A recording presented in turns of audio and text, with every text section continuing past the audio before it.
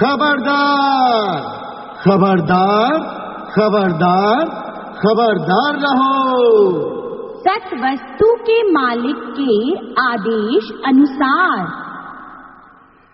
सज्जनों, कर्म कांडों में मत फंसो।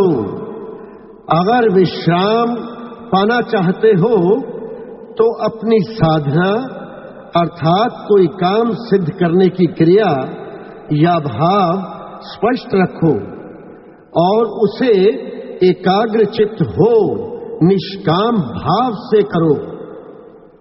कहीं ऐसा तो नहीं कि काम क्रोध ने आपका दिन रात का चैन छीन लिया हो और कुटुंब कबीले का मोह हर क्षण सताता रहता हो। अगर ऐसा है तो जान लो कि आपका शरीर, मन, मस्तिष्क तीनों तापों और 5 विकारों से रोगग्रस्त है और आप जीवन लक्ष्य प्राप्ति के योग्य नहीं रहे। इन रोगों के कारण ज्ञान मस्तिष्क में ठहरता नहीं। अज्ञानता अंधकार का रूप धार बुद्धि को मंद किए जा रही है, जिसके कारण बुद्धि का भ्रष्ट होना और मन की उत्पत्ति निश्चित है। फिर चाहे वह ख्याल हो, चाहे कर्म हो या वचन हो, सब मन मत से हो रहा होता है। यही कारण है हमारे चरित्र हनन का और यही कारण है धर्म ग्रंथों को पढ़ने, सुनने और उनके अनुसार जप, तप, संयम करने के बावजूद हमारा चरित्र युग पुरुषों के अनुरूप नहीं ढल पा रहा। नतीजा आशा तृष्णादि सर्पणी, लोभ, मोह, अहंकार में फंसा हमारी शांति भंग कर हमें अनीतियां करने पर मजबूर कर हमारे अंदर कष्टदायक संकल्प विकल्प की तरंगे उठाती है और हम चाहकर भी सम, संतोष, सच्चाई, धैर्य, धर्म का श्रृंगार नहीं पहन सकते।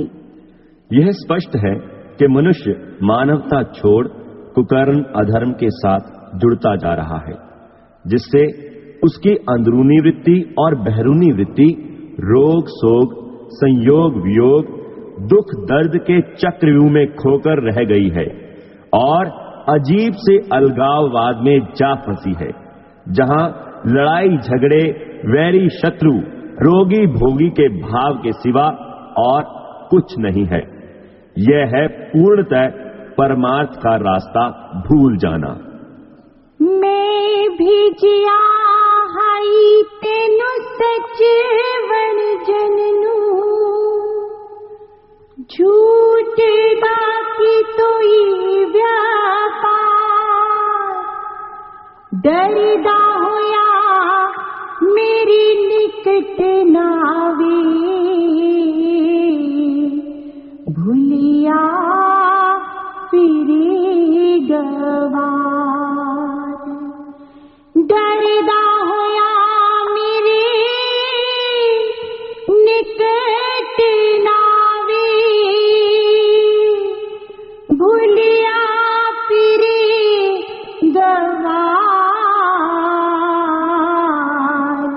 भूलिया फिरे गवार। अगर अभी भी इंसान सावधान नहीं होता तो वह उस श्रेष्ठ संस्कृति जो आज सृष्टि रचना के समय सुख शांति, एकता और यश कीर्ति की प्रतीक रही, उसको जानने अपनाने में सक्षम कदापि कदापि नहीं हो सकता।